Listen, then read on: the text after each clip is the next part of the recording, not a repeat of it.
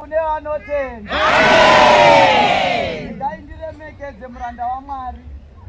Ndakasangana navo kunzvimbo iri kure. Asi ndinoda kutenda mweya mutsvene, mweya waMwari unovashandisa. Muranda mukuru kwazvo wamanzwa waMwari. Asiwo neniwo ndinoda nyasha dziri pamuranda waMwari. Mwari ngaruve nemiwo. Ndakuya nenyaya yakakura. Ndauya nenyaya yekuti tinoyambuka. Ndauya nenyaya yekuti tinoyambuka. Mozisi anoudzwa naJehovha kuti gadzirirai, zvichenesei, zvinatsei, zvisukei, nokuti mumazuva mashomanana anotevera muchange makuyambuka. Uyewo nenyaya iyi mapostori nekuti naJehovha tinoyambuka.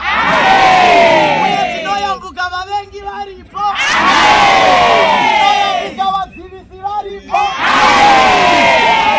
varoyi varipo, tinoyambuka vakatireverera varipo, tinoyambuka njuzu dziripo. Kuyambuka kuimba anoti Miriemu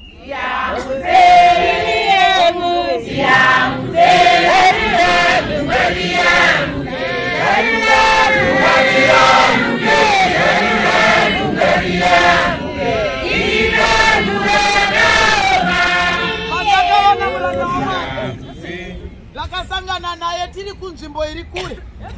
Neniwo ndakanga ndine dambudziko rangu rekenza. Ndichangobva mhiri kwemakungwa ndichinzi kenza stage 3. Pandakavataurira kuti ndine kenza, wakangosekerera. Ndikati ko munhu waMwari unosekerera ndataura dambudziko rakakura kudai nei? Ndobva wataura mazwi mashoma shoma. Wakati tinoyambuka. Saka pandakati ndiri kuuya muranda waMwari, ndakati handina mazwi akawanda. Ndauya kuzoudza vana vaMwari kuti tinoyambuka. Kuti tinoyambuka, ari kufamba murenje. Makasvika pamakashayikwa zvokudya. Asi Mozisi akanga ari pakati pavo. Chakakosha ndechiri ari pakati penyu. Mwari ari pakati pedu. Ngati tinoyambuka, tinoyambuka. Ngakutarisa kwawakabva. Ngakutarisa varoyi vekumusha. Ngakutarisa vakakusungirira mapundo. Ngakutarisa vakarowa zvibhakera muchikuwa. Ngakutarisa vakatasirira mbudzi mumakomo.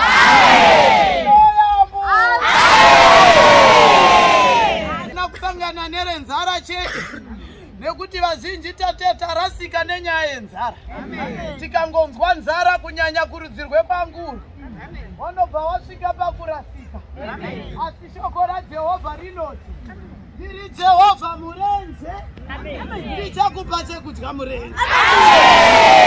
Gamuchirei madeuka zuva ano, kuti kunyangwe nzara ikataurwa munyika, tiri vana verudzi rwakakosha. Tinoyambuka munzara. Ari parutivi pako kuti tinoyambuka. Tinoyambuka.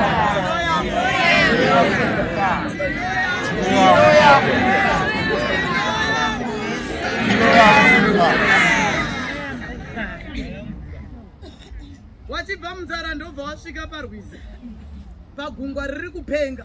Hanzi ndobva watanga kudemba demba. Zvikanzi dai wakatisiya hako tiri Ijipiti, kwanga kune hanyanisi zvanga zviri nani. Pane wari kudemba madeuka zuva ano kuti pamwe dai ndakaramba hangu ndiri kuyakuya zviri nani. Asi Mozisi anongosimudza tsvimbo oti Jehovha zarurai gungwa. Madeuka zuva ano ndatumwawo naMwari. Muone mweya kuti kana tsvimbo yatambanudzwa, mvura iri kupenga, gungwa riri kupenga,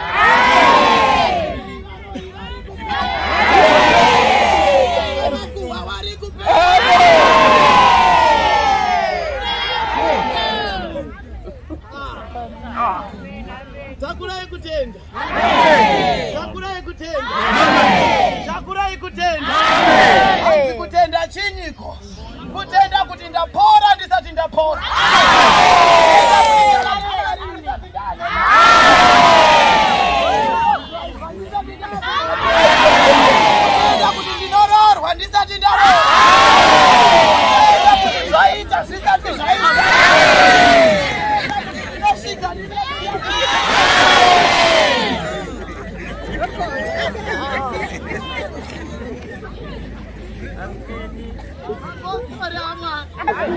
Ngatitakurei kutenda. Tofamba tichinzwisisa kuti naJesu zvinoita.